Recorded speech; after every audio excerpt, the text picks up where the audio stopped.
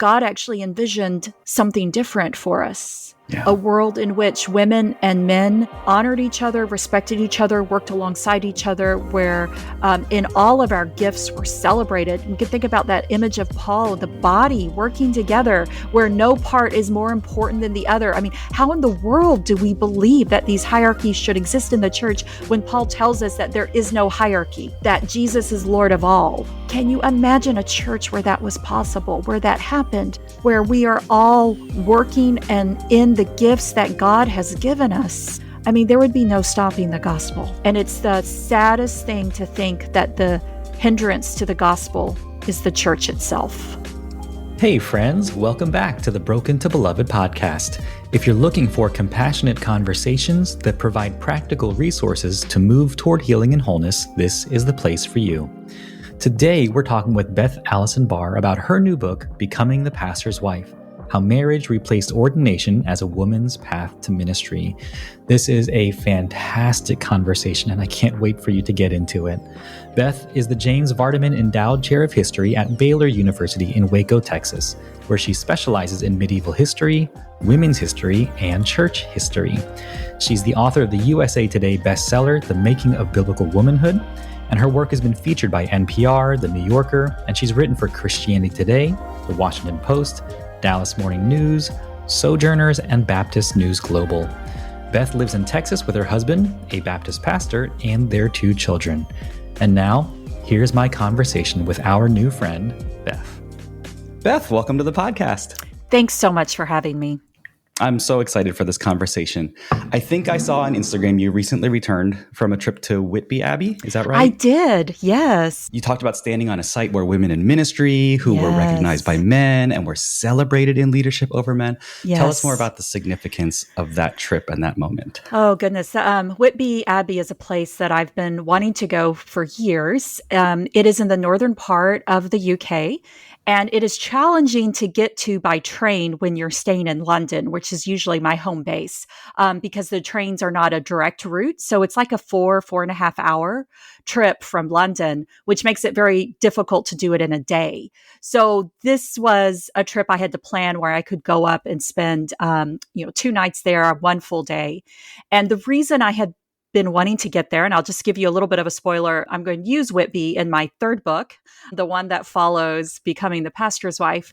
And the reason it is so significant is because it is one of these sites in early medieval Christianity in which we see a woman, this woman whose name was Hild, who was the abbess of this monastery in Whitby. She was put there and ordained by male clergymen.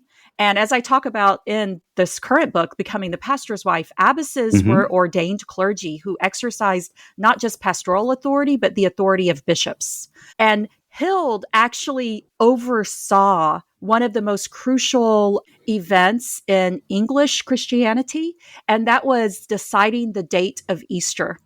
And the debate, deciding the date of Easter occurred underneath her supervision and at this location. So not only is she this significant abbess, exercising the authority of a bishop, but she is also overseeing one of the most important Christian councils that occurs in England. Wow. So she has male clergy debating under her supervision this date of Easter. So it's just a really clear place where we can see how significant roles women played in Christian history and how far we've come from that today. What did that feel like to be there? I'm so glad you asked me that question. It really was. It was amazing. It was frozen that day. It was so cold. I'm from Texas, so me and cold weather aren't super good friends. And I think it's the coldest that I've been in a really, really long time. It was a beautiful day. It's up on the sea cliff. It overlooks the North Sea. It's actually, fun fact, it's where Bram Stoker wrote Dracula. Oh, okay. And you can see why it's so. And so Dracula is supposed to actually have crashed on the shores right underneath Whitby Abbey. So it's this very dramatic Gothic location. And standing up there, I spent probably an hour and a half out on the ruins of Whitby Abbey, just walking around that site. And it really was incredibly moving. and so exciting as a medievalist and as somebody who has been in this fight for quite a while now, trying to help people understand how much history has been Yeah. taught wrongly to Yeah. us about women in the church. Yeah. I would say I would have been crying, except for my tears would have been frozen. So Yes. They would have been tearsicles. they would have been indeed. Well, I think what I appreciate about your writing is it doesn't come across as clinical. It doesn't come across as strictly academic and or dry. There is so much life, and there's the sense of wonder that you bring with you to the sites that you visit when you tell the story of being in the catacombs or when you tell the story of Yeah. being at these locations. And I so appreciate that about your books and about your writing. And I want to jump to a question that I was saving for later, but since we mentioned being the Sure. abbess, for Yeah. people who are really unfamiliar with these formal roles and titles, who all they ever grew up with was with pastor so-and-so or Right. brother so-and-so, right? Would you help us understand, whether it's historically or theologically or however you want to go about it, like pastor, deacon, elder, presbyter, bishop, abbess, all these terms and these Greek words and whatever you want to say about that? Right. I'm so glad you asked that question. This is something that I am a teacher at heart. I love Mm-hmm. teaching, and I can visualize my students in the classroom when I actually take them through this, thinking about ecclesiastical positions, ecclesiastical, big word for church structure. And what, if we go back to the biblical text itself, and I'm like, okay, and this is something I will do occasionally with my students in the classroom. I'm like, okay, let's go through and tell me every ecclesiastical position that's listed in the Bible. Mm-hmm. And I let my students, and they go through, and of course, somebody always, is like, oh, pastor. And I'm like, yay, tell me where that word is. Uh-huh. Find that word for me. And they're like, well, pastor of a local congregation. Yay. Tell me where that word is. Tell me where local congregation is. Tell me where, and what we come down to it is the positions we find in the Bible are the position of apostle, Mm-hmm. which isn't really attached to a church structure. The apostles are not so much in what their role is. They are people that Jesus has sent out to tell the word. So that's, they're more the evangelists, the missionaries, the people who have seen Jesus and been sent out by Jesus. Deacon, we clearly see deacon. They are given a role, but we also know, and then we see house church leader, and we see the names of house church leaders. Mm-hmm. And then we see the word that's used for, it can be used for elder, also for, later on becomes the word that we use for bishop, etc. But we don't have any clear understanding of what the function is that these roles are playing. And so what we find is that all of the roles we have in our modern church, evangelical structure today are not present in the Bible.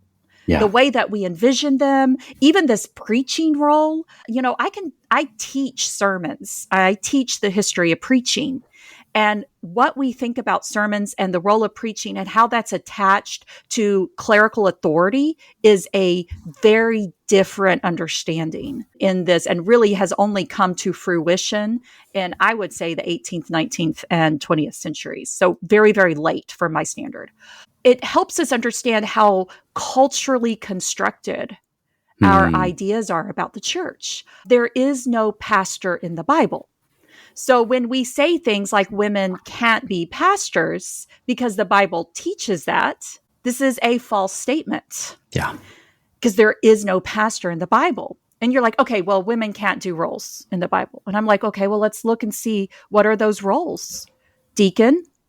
Guess what? Women are named as deacons. Mm-hmm. Phoebe, and then also Martha. Martha's a deacon. The word that's used to describe her ministry is the diaconia, the same ministry that's used to describe that of what the disciples were doing. Apostle, guess what? Junia is named an apostle. And then house church leader, Romans 16 lists the names of women who were serving as house church leaders. Yeah. There is not a leadership role in the Bible that women were not serving in. I love all of that. And I love that you say historical evidence exists for women described by all three of these titles. And you mentioned the Exactly. diaconia, the episcopos, presbyteros. We've talked with Nijay. We were chatting about him earlier. Love Nijay. Both his books tell her story and Strange Religion, just going into the roots of those words and like And guess what? Everyone held these roles. They weren't exclusive to, and just, I Oh, love the work. I think Nije, my favorite statement from Nije, and I'm trying to remember if it's Tell Her Story or Strange Religion. Our small group just went through Strange Religion, which is a fantastic book for small groups. And he has a statement where he says, if somebody walked into a church and asked who the pastor was, Yes. everybody would like look around and be like, what do you mean? Because it simply was not a position then in the way that we think about it today. And so Nije just did that so well, I think. He did. I just quoted him saying that somewhere recently. Yeah, they would look around the room and say, "Well, which one person are you talking about? Because we're all doing it." Yeah, that's exactly right. It's such a different understanding of how the church works. Yeah.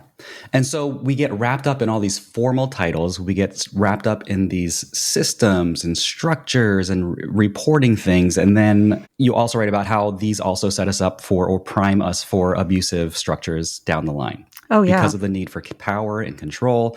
You do such a beautiful job weaving not just the medieval history, but current history and the development of the SBC and other denominations. Yes. I love how you mentioned the cultural information that happens in how these things get formed, because you also talk about the Black church, which I love. Yes. And how different that is and how much hope or alternative theology we can pull from there, right? Right. I love the history of Cerula, Battalia, Bertha of Kent, Ethelberga, like all these names that no one would ever have any reason to hear about. Right. And they're fascinating. You talked about at the beginning with, is it Hild? Hild. Hild? Yeah, of Whitby. Okay. And then, but you write about Milburga, the abbess of the Wimnicas, is that right? Yes, Wimnicas. And then now, of course, it's Wenlock Priory is the name of the monastery. And how she was more authoritative than what would have been called a pastoral role. Yes. Tell us more about Milburga, because people need to know about her, right? So I'll tell you, Milburga was originally going to be my chapter on Hild. Okay. I was teaching in London, and I always have a free day sort of at the end of the, teaching thing where I do something I've never done before in the UK. And I was like, I'm going to go to Whitby, and because I want to write about Hild in this chapter. And then I started looking at the train schedules and realized there was no way I could get to Whitby in that one day. And so I had to come up with an alternative plan. And I started looking through the English Heritage, what are their locations? And I saw the ad really for Wenlock Priory. And the medieval sermons that I started out working on are in the western part of England and in an area called Shropshire in the West Midlands. And so I'm very familiar with the monastic establishments. I learned all about them. And so when I saw Wenlock Priory, it jogged a memory in my head. And I was like, oh my gosh, I know about Milburga. And so I literally booked my train ticket the next morning, got on a train, and I tell, how it was still somewhat complicated to get there, but I went to Wimnicas, Wenlock Priory the next day. And as soon as I stepped out in that little village in which the name of Milburga just is embedded in the memory of that village. There's even a fountain in the middle of town that is dedicated to her. She still lives in the memory of that place. And when I walked out onto the grounds of that monastery too, sort of the same thing. And one of the things that I describe in the book is there are these sort of modern geese sculpture. Yeah, that's right. Sort of like out in the middle of the field. And I remember laughing, actually. It wasn't as cold there that day as it was up in Whitby recently. But I remember I saw those and I just smiled because the story is that Milburga, in the 12th century, that Milburga had so much spiritual power that she could actually call on God to help stop these invasive birds that were coming in and stealing all the seed and destroying the crops. And so this story helps to popularize the monastery in the 12th century. But the reality is that Milburga, it doesn't matter if you believe that story or not. The real Milburga in the 7th century did not need that story because she exercised so much authority, both over almost legal authority over that area. She controlled a significant amount of property. And she was ordained by the Archbishop of Canterbury. And I don't know if you can get a higher ordination in the English, especially at this time. And so she exercised pastoral authority over a double monastery. And this is the same for Hilden Whitby. It's a monastery where she was the leader of that monastery, the pastor, if we want to use that term, although bishop is a much better term. And men were part of that monastery too. So she exercised pastoral authority over men that was, not only allowed by the church, but was encouraged and celebrated by the church. And so again, just this remarkable figure that people today have no idea about. Again, I just love that history feels so present and alive and current. Yes, me too. I love that too. And this is coming from someone who is not really my wife is the history buff. She loves this kind of stuff. And I'm only recently learning to enjoy it. And it's this kind of stuff that just makes it so relevant and so real. And I have to confess that reading the book, and especially the conclusion, made me really, really angry, right? And I wrote down in the margin towards the end, I forget which section it was, but the thought that kept coming to mind is the question, what radicalized you? Because there are so many things in your research and your experience that just made me crazy. Yeah. You write about, I felt like I finally passed the pastor's wife test. And it was because you made a modesty move, right? It's like, oh, congratulations. Now we'll invite you to things. It's like, ugh, of all the things, right? Or all the expectations or the shoulds that get outlined in the books and manuals for pastors' wives, the unfair and unequal treatment of women, the knowing and unknowing actions by men in power. Right. More often than not, white men in power. Yeah. And the perpetuation of that by other women. It's like, come on, what are you doing? Like the whole idea of two for the price of one, which is very much alive and well today, right? Yes. So how do you research and read and not feel absolute rage, and maybe you do, at what is happening and still happening? So, what radicalized me, it was a long time coming, I think. Yeah. This is... Yeah. Well, and let me jump in real quick too and say, I wasn't asking you the question. Oh, you were asking you. I'm answering that question for myself. It's like, it's this moment in this book, because I was already, well on my way, but it's just like, this is the one that did it for me. The question is more like, what, and maybe the question isn't how do you not feel the rage? Because you do, but you channel it in such a way.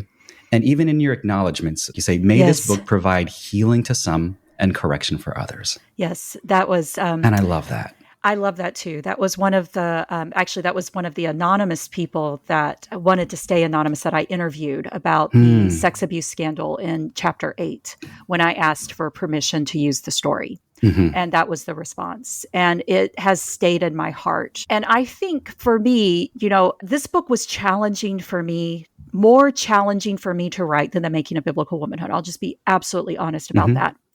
And part of this is because my identity is wrapped up in this identity of being a pastor's wife. Yeah. As well as being a historian.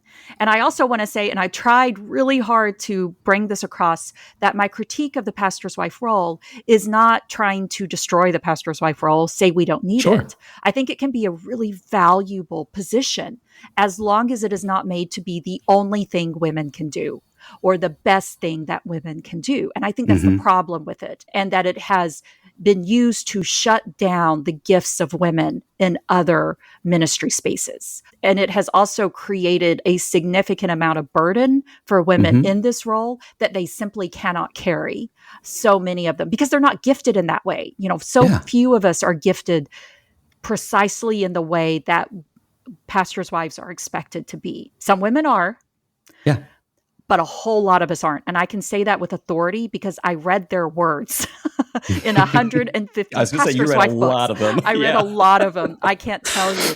And so I can tell you this. And what I felt in a lot of those books was anguish and attempting, it's like, how do I...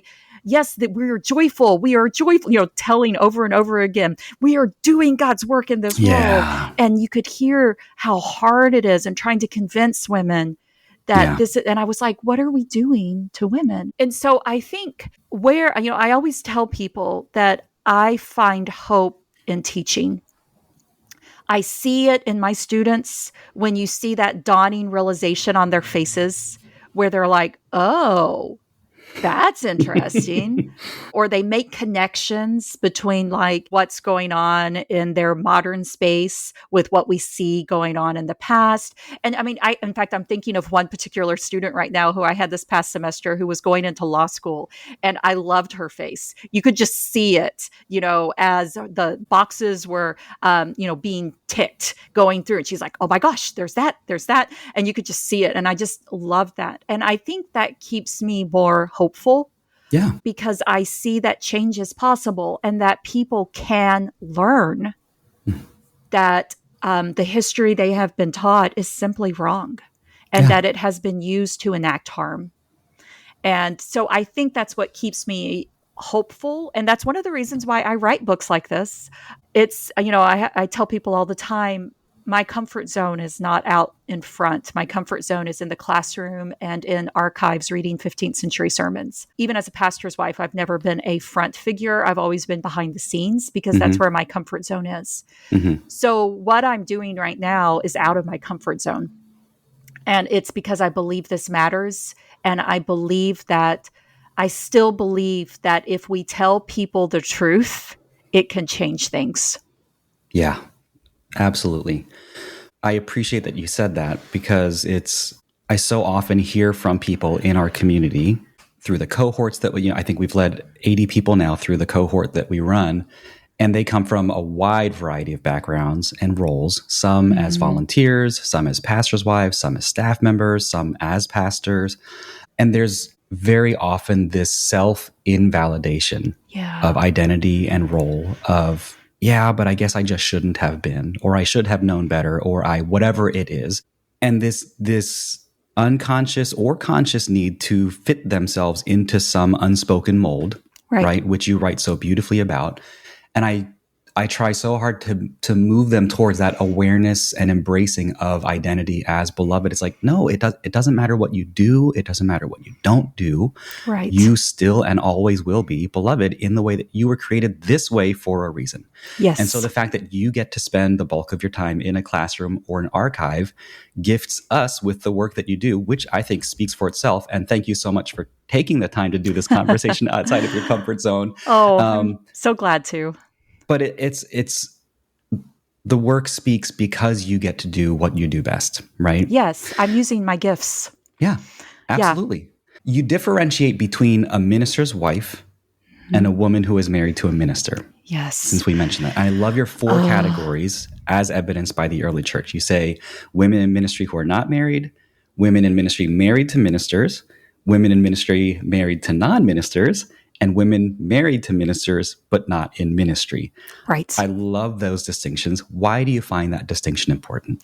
So the history behind where those distinctions came out of a book that I've often taught before. It's written by a very good medieval scholar named Gary Macy, and it's called The Hidden History of Women's Ordination. And my third chapter is tribute to him in many ways. And one of the things that he makes clear, walking through inscriptions from the early church and especially the early medieval church, inscriptions as well as church councils, where we see some of these decisions and we see people's names coming up, whether or not they're significant in the decision or not, we see them. And what he finds in those is he finds a lot of women. Now, I have to always put a caveat. There's always more men than women in ministry roles. And there's a lot, it's always more challenges for women to get in these spaces. But we see women here. And what, I think a phrase in his book, and I still remember the first time I taught this, and it was way back. I don't remember. It must have been like 2013, 2014 or something like that when I taught this book the first time. And there was a phrase in there where he talked about these two inscriptions where we have these women who are in clerical roles, mentioned as a priest. One is mentioned as a priest. She's given, and I think one is an episcopa, although I can't remember. But anyway, and the inscription, the tribute is given by their husbands who are not in clerical roles. And I mean, there's no indication. And I mean, it's just like this, there was a place where women were married to men who served in ministry without their husbands. Yeah. And this also led me to start thinking about this, that we also see, first of all, in the biblical world, we have all of these men who we know are in ministry, but pretty much complete silence on their wives. They are Yeah. simply not there. And the clearest indication that we get of women serving in ministry alongside their husbands in the New Testament is Priscilla and Aquila. And in that one, we see a role reversal Yeah. where Priscilla seems to be the one who has the more ministry authority. So it made me think about that. We have all these women who are married to people serving in ministry that we see no indication that they are serving in any of these ministry roles. And we saw this too in these early medieval documents where we see women who take on the role, their husband's in ministry, and they take on this role. But they don't take it on because they're married to their husband. They take it on because they choose to take that responsibility. And so there's a lot of these early male clerical leaders who move into these spaces, are given the title, and their wives don't follow them. Yeah. Only some of their wives also take on those roles, and they seem to have been ordained, for it's not a great word for this time period, but for lack of a better word, into those roles because they chose to serve in ministry too. And I was like, my gosh, what about all these pastors' wives who are happily married to their husbands, but are being put into ministry spaces that they do not feel called to? Yeah. Because of pressure put on them by the church, and the stress, the anxiety, the unhappiness that causes, because they're being told that they are now, this is on Dorothy Patterson, because your husband is called, you are called too. Yeah. And there is nowhere in the Bible that we see that. And we referenced earlier that whole two for the price of one Yes. thing. Which is bizarre. It is so bizarre. It's so bizarre, and it's so expected, and it's just so wrong, right? My husband and I always have been dual income, which has given us freedom in churches because our salary has not depended entirely upon my husband's role in that church, which gives a whole lot of freedom. Let me just tell you this. That's huge. Yeah. It's huge. And so I have been able, but it's caused tension in some places because I'm like, I can't do that. I have a job. This is not my job to be at church all the time. But this is often met with, especially male leaders in the church, that they're like, whoa, wait, what? Your wife isn't doing this? Why isn't your wife doing this? And I give one example where my husband and I can't tell you how many hours we spent putting together programs and notebooks and stuff for students going on mission trips, tons and tons. And one time I was like, this isn't my job. And the response was, well, actually, it is sort of expected that the only way I can get this done is if you help me with it. Yeah.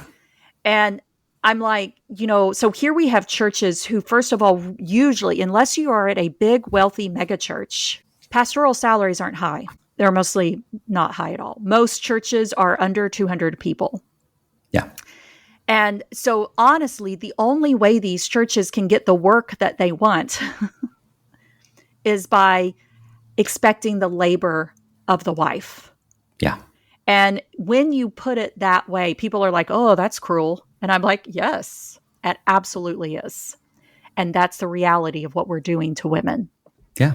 Yeah. Well, and you reference a 2023 report from Lifeway Research, right, on the state of ministry to women that revealed that 83% of women's ministry leaders are volunteers or unpaid staff. And that's just women's ministry leaders. That's not including all the children's workers and nursery and Sunday school and pastors' wives. Yes. And you're right. You point out that it reveals that, quote, the same convention that voted in a landslide to disfellowship churches with female pastors depends on female labor that is not financially compensated.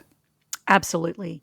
The Southern Baptist Convention, which I use as a case study in this book, and it would not survive without the labor and the money of women.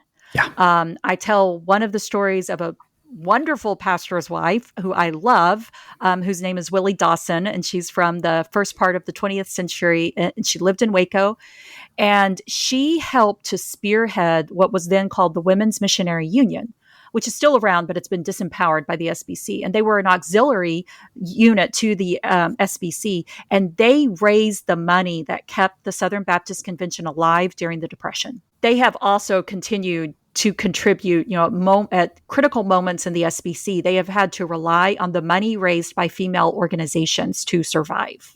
Yeah. And yet, these same women who are so involved in the work of the church are then not allowed to carry the titles that would give them authority and equal standing at the leadership table, despite the fact that the SBC could not survive without its women. Yeah. Yeah. And this is not in my notes, but I'm just coming to memory of you see these reports in the news of how women are leaving the church, and praise the Lord because all these young white men are coming back to church. Yeah. But no one's really digging, just scratching a little bit. It's like, gee, I wonder why. Right? And what would happen? What would happen to the church if the women who are all this unpaid labor, and it's not about compensation. It's not, I understand the whole thing about serving and all these things, but man, it would just turn the whole thing upside down. We are all called to service. It is not always compensated.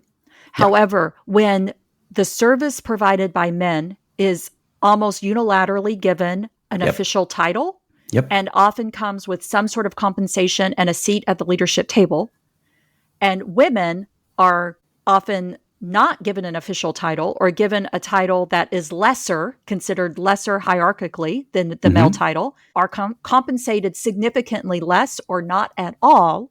And these are consistent patterns, which that evidence from the SBC just shows so clearly. This is a consistent pattern. It shows us that men's work is being valued higher than women's work, despite the fact that women's work is making it possible for the men to do what they do. Yeah. And it's just a very stark reality. Consistently. Yes. Let's talk about Peter's wife, or more like her absence, which I love that you point out. The reality is that we know little about the spouses of early church leaders, either the spouses of men or women. And you say, indeed, aside from Prisca and Junia, the only other New Testament reference we have to a ministry wife in the early church is Peter's wife. Yeah. And given the amount of emphasis placed on, quote, biblical womanhood in complementarian spaces, it strikes me as odd that a role with such tenuous biblical evidence has become the primary role highlighted for women. Simply put, Peter's wife isn't there, and that's my point. Yep. Absolutely. And this has been an irony that has sat with me for a long time as a historian. And again, it's one of those things, as a pastor's wife, I know how important the ministry that I have done has been, and I don't regret it. I've loved serving in ministry with my husband. And I had another full-time calling. So it's not like I was, wanting to also serve in a ministry role that was officially my job. But yet at the same time, I also know that this role has, the pastor's wife becomes the symbol of biblical womanhood in a lot of these conservative spaces. This is why so much pressure is put on these women, because they are upholding this model. And so if they say something wrong, or they're not acting like, this is why the work that these women do is suspect if it's outside the home, always having to justify, what if they're not homeschooling? I mean, I remember it was a big deal. Like, as soon as I got pregnant with my first child, questions were like, are you going to homeschool? What sort of schooling are you going to do? And I still remember this one man who was our friend was like, oh, Beth, you have your PhD. You'd be really well qualified to homeschool. Oh, gosh. And I just remember staring at him in shock. And I was like, do you hear what your words are saying to me and about what it was just insanity to me. This type of pressure that we see put on these women for a role that we have made up. Yeah. And again, it doesn't mean it's not important, but we cannot claim, for people who spend so much time arguing for biblical inerrancy and for being biblical, and yet we have taken a role that is not biblical and essentially said that this is the primary model or the highest calling for biblical women. And so I was just really trying to get that irony across on what a ridiculous claim this is, at least for people claiming biblical womanhood, but yet using a model that is not biblical. Absolutely. And I love that you write about the women who were there, right? Yes. The That was Vestal Scott Virgins. McKnight and Nije. Yeah. They're the ones who told me that. Yeah. I love that. Oracle of Delphi, Miriam. I love Philip's daughters, Mary, the mother of Jesus, Anna, Phoebe. And you say the absence of Peter's wife shouldn't matter. The problem is that we have made it matter. And we've taken a position never mentioned directly in Scripture, turned it into the highest ministry calling for contemporary evangelical women, allowing it to supplant other ministry roles. And there are, like we've already talked about, so many roles for women that they already filled throughout history. Absolutely. And you just nailed my thesis really well. So I love it when it means I understood it, which is you did. You did. Yep. I love that you challenge us to consider prayer and prophecy as a primary authoritative medium versus preaching. Yes. I loved that idea. Would you tell us more about that? So this, again, I teach. My primary area of research is medieval sermons and pastoral care and preaching and how it impacts women. And so one of the things, a question that we always get is, not only what is a sermon, but when does the sermon begin? And when does it become as important as it is, as we see it today? Sort of like it's the high point of the week. And the pastor up in front of the stage there, central, it's the center of the worship experience. And it's the center of pastoral authority. If you think about the SBC being like, well, we all agree that women cannot stand on a Sunday morning and behind the pulpit, that we all agree. And I'm just like, that is such an inane comment because that was never a standard of authority until really now.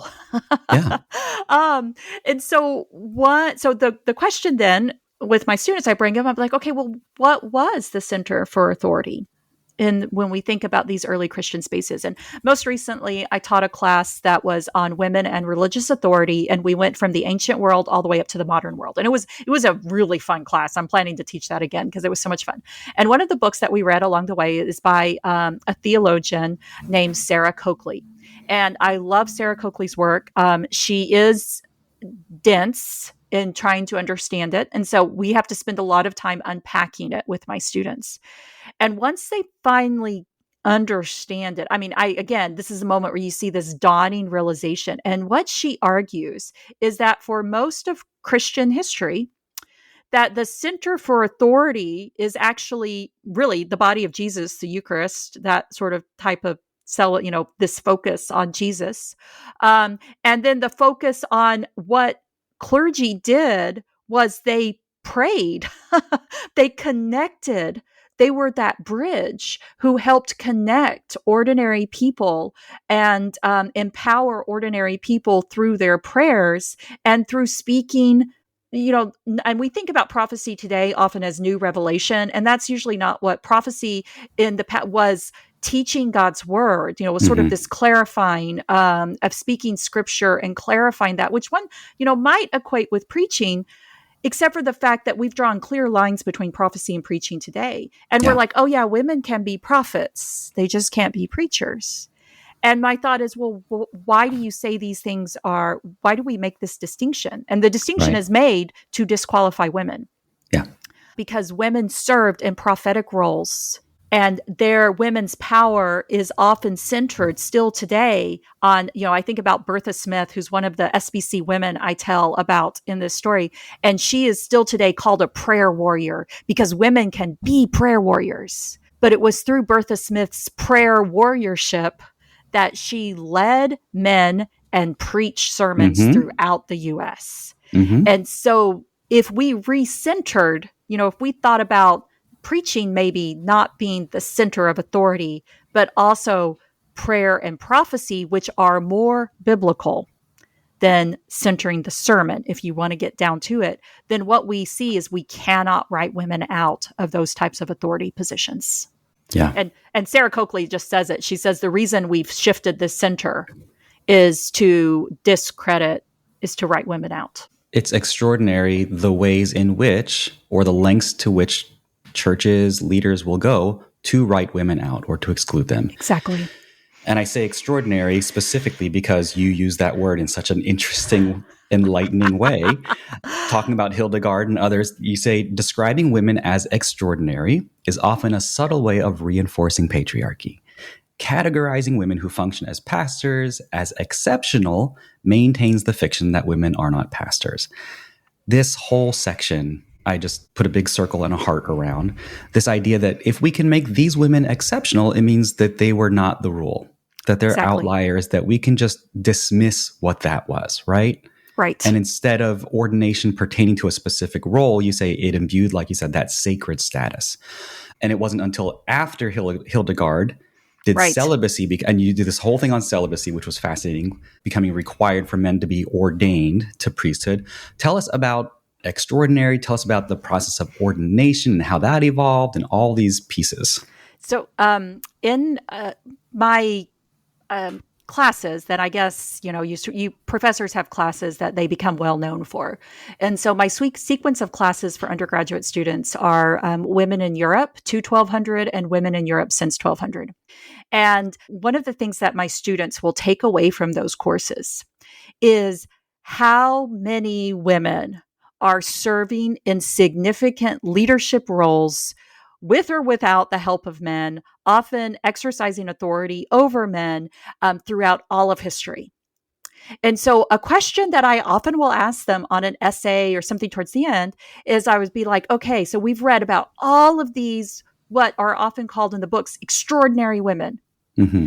And I'm like, but now that we have, when we'll have a list of like all of these women who are out there. And I'm like, tell me, are these women extraordinary? And often what, my students will come, they'll just look and they'll see, and they'll be like, there's so many of them serving in these roles. This is actually, there's always less than men, but yet at the same time, there are always so many of them. And so many ways that women move into political power, into religious power, into, et cetera. And so the question, so I'm like, well, okay, then why do we call them extraordinary? Mm-hmm. I mean, because that's really, why do we label them extraordinary? And by labeling women in these positions as extraordinary, suggests to us that this is something most women can't do or shouldn't do. But the reality is that these are not extraordinary women. They are ordinary women. Yeah. Who are serving in consistent ways throughout history. And so just by reframing that, it challenges, I think about John Piper, who, says about Deborah and Huldah, like, oh, well, we don't know what to do with them. They're just extraordinary. What if actually they're not? What if actually this is a pattern that we see where women serving in these type of leadership roles, they're ordinary, which means women not only can serve in these roles, but were sanctioned by their communities and even by God to serve in these roles. So it's a subtle shift in language that has taught us to continue supporting this idea that women cannot be in church leadership because the only women who were these exceptional women. Yeah. And so anyway, I'm so glad you got that point. It's one of those that I worked really, really hard on that section. So I'm glad it came through so well. It definitely did. And I'm imagining a t-shirt that says extraordinary with the extra crossed out on it. That's a great t-shirt idea. This idea that extraordinary and the idea of celibacy and this gatekeeping of ordination, right, leads to the idea of the manly priest. Yes. Which then, of course, opens the door and paves the way for all kinds of issues over succession, property, power, and anytime there's a grab for power or control, you pave the way for abuse. Yes. And I appreciate how much you write about that and the mind-blowing idea of,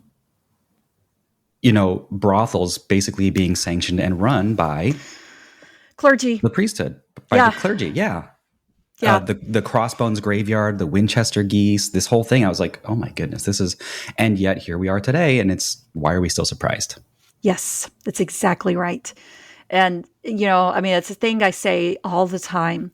When you believe women are less than men, when you believe that God made women, divinely made women to be subordinate to men, you treat women as less than men. Yeah. Women are more likely to be treated as property, as, when you center men, especially white men, or you center any particular subcategory of men, Mm-hmm.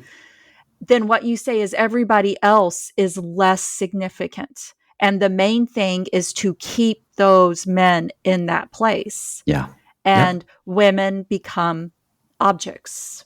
And if you want to help explain, where it's like, why do men believe they can use women, or not just women, but also people who are underneath their power? Like, think about younger men and boys who are in a lesser authoritative, don't have that authority yet.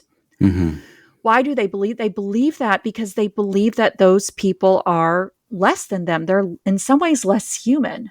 Yeah. And that's why they can treat them this way. And this is a consistent pattern that we see in history. And so the story I tell with medieval prostitution, I use this very well known in the medieval circles brothel in London. And, the irony of it is that it's on the territory of the Bishop of Winchester. And I was just there like 3 weeks ago, or I guess 3.5 weeks ago now, but you can walk and see the remnants of his palace in the middle of this area that it was this district of prostitution. Yeah. And it's this, and the idea behind it was that if we're, clergy have to be celibate to be priests, and part of this is helping to separate the priesthood from the laity, and also trying to diminish the ability of clerical positions to become hereditary, which didn't work super well, but that's the theory. Right. And so the way you do this is you keep them from having families. You make their sexual partners, they have to put away their wives. And those women become, in the eyes of society, they become whores, priests, whores. And men, to keep them in this celibate position, there's allowances for them to still sexually use women in these brothel spaces. And again, we are horrified by this today, but let me just ask you, are we seeing anything different with how male leaders in conservative evangelical spaces are using women sexually? Yeah. It is a sadly similar story.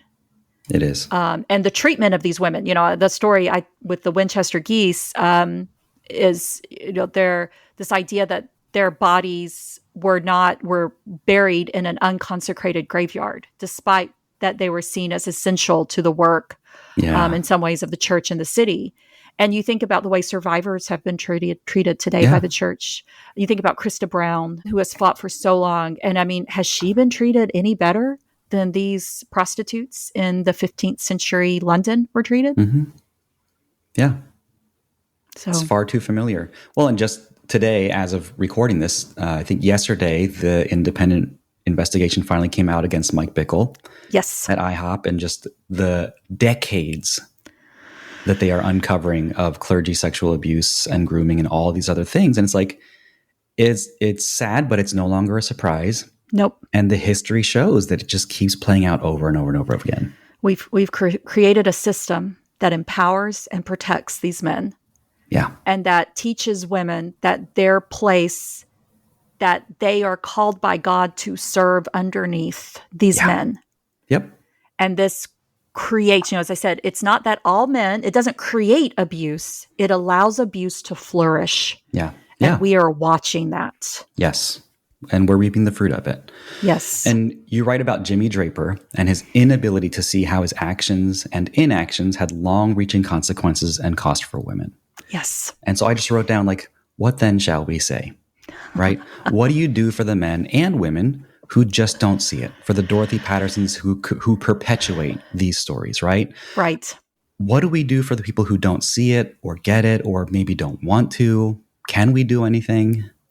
So one of the reasons why Dorothy Patterson's voice, and even like Jimmy Draper's voice, is so authoritative is because we allowed their narrative to dominate. We allowed, if you think about like the books, like Dorothy Patterson helped, she wrote in this whole wave of pastor's wife material.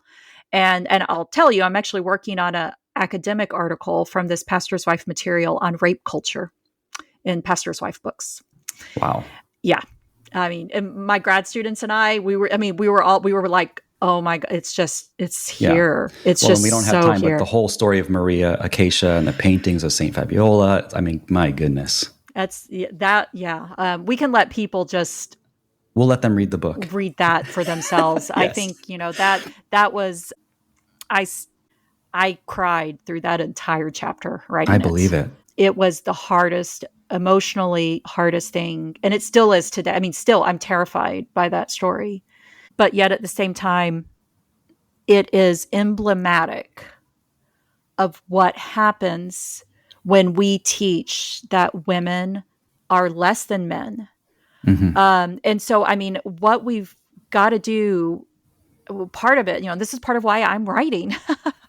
And I'll tell you another. I think it'll be out by March 11th. It should be, but MBW, Making a Biblical Womanhood, has just passed 100,000 copies. Congratulations. Which is amazing to think about how far that book has gone.